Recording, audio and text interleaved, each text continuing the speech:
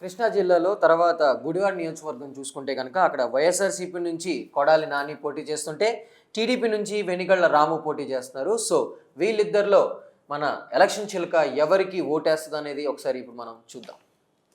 రాము అమ్మ చిలుక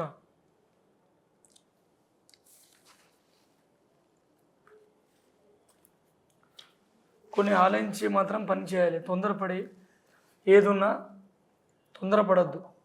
లైఫ్లో ఈ సంవత్సరం లెక్క ప్రకారం పర్వాలేదండి, మంచిగా ఉంది. కానీ లెక్క ప్రకారం ఒక పాలిటిక్స్లో, ఒక రాజకీయంలో, కానీ సాంప్రదాయంగా పద్ధతిగా లెక్క ప్రకారం సాధించేది మాత్రం ఉంది.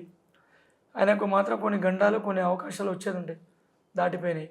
అవి దాటుకుంటూ వచ్చేస్తున్నాడు. ఇప్పుడు జీవితంలో ఒక సీట్లో ఒక రాజకీయంగా వచ్చాడు. మొదటి నుంచి వాళ్ళ వంశంకి వెళ్ళి ఉన్నారు, కానీ ఇంకా సాధించాలనుకుంటున్నాడు. ఈ సంవత్సరం జయం అయినదే, గెలుపు అయినది. దేవుని దయ వల్ల మంచిగా ఉందండి.